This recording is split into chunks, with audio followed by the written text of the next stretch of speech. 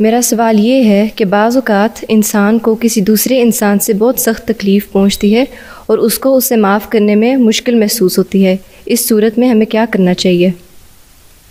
آدمی کو اپنے جذبات میں کنٹرول ہونا چاہیے۔ اگر اللہ سے تعلق ہے اور ایک احمدی مسلمان بچے کو شخص کو اللہ سے تعلق ہونا چاہیے، تو پھر اگر کوئی تکلیف پہنچاتا ہے تو اس کو پیار سے سمجھاؤ کہ یہ تم نے بات غلط کی ہے۔ اگر پھر بھی وہ ضد کرے تو پھر اس جگہ سے علیحدہ ہو جاؤ۔ اور پھر جہاں تک معاف کرنے کا سوال ہے، تو اگر وہ دیکھ لو کہ بھی اس کی اصلاح ہو گئی ہے تو پھر معاف کرو، پھر دل میں کینہ نہ رکھو جتنی مرضی کسی نے تکلیف پہنچائی ہو۔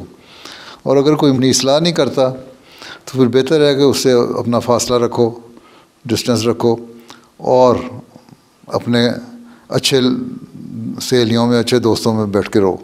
ٹھیک ہے؟ جی ٹھیک ہے۔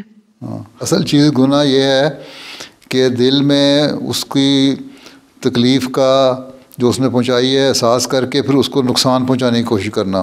جو ہمدرد انسان ہے، جو ہم نعرہ لگاتے ہیں یہ نفرت کسی سے نہیں، تو نفرت کسی سے نہیں کا مطلب یہ ہے کہ ہمیں دل میں اس سے نفرت نہیں ہے، اس کے عمل سے نفرت ہے۔ جو اس نے بات کی ہے اس سے نفرت ہے، جو اس کے عمل ہیں ان سے نفرت ہے، اور اس کی اصلاح کرنے کی ہم نے کوشش کرنی ہے، اس لیے کہ حضرت صلی اللہ علیہ وسلم نے فرمایا کہ مسلمان کا بھائی ہے، اور ایک دوسرے سے ہمدردی کرو اور ایک دوسرے کو فائدہ پہنچاؤ۔